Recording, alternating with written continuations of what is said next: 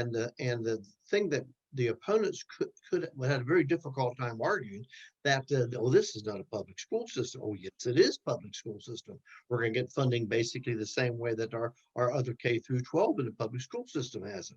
And so it was a hard concept for a lot of them, you might say, to get over the top, but eventually they did, mainly because when we decided that we might have to bring the voucher bill to the floor, that basically ended that discussion.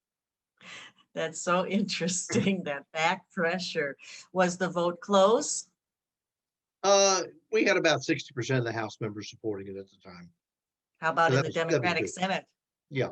Well, we ended up, the senators, they had some very unique individuals in leadership over there, business folks, and I'm a business guy, and talking to them in terms of choice and decisions parents should be able to make, in the real world, and they came around in a very short period of time. But it took some discussion. And who were the major opponents? If the union wasn't really that strong, were there other opponents then to it?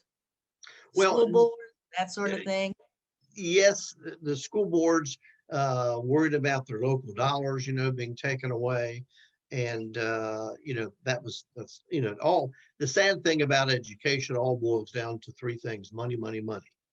And so the question is, how can you best serve the student and the parents in the community there? So, but then they realized, as the old saying goes in the legislative process, hey, the train's on the track. Now, if you don't get out of the way, this thing's going to go, and it might be detrimental to some of the other things that you might want funding for. And so that was the impetus in terms of getting things rolling. And when it came down to it, it was Senator Wib Gully, who was in the Senate, who was basically handling the negotiations. My House member had some other issues that he was working on, and so I kind of got put into the throes of doing all the final negotiations. Everything was worked out, except how many charter schools can you have? We had no limit in the House, in the House side, our position. The Senate wanted 25. So I was on the floor of the House conducting the session from the dais, and Senator Wib Gully would come in the door and come up right to the dais. I'd motion him on up. He said, we can't do 25. And I said, well, we were stuck on the minimum of 200. Oh my gosh, he said, well, we'll do 50. I said, nope, 200. So he left, went out. I guess he went back over to the Senate chamber, came back in a few minutes later, said, we'll go 75. I said, well, I'll go 150. And I said, that's all I can do. He said, we can't do that. He said, we're just going to let it die. I said, okay, I'll stick in the budget or put it some other place where you'll see it again. So he goes out, about 15 minutes later, comes back in. All right, 100 is the max we can go to. I said, you got a deal. We shook hands on it.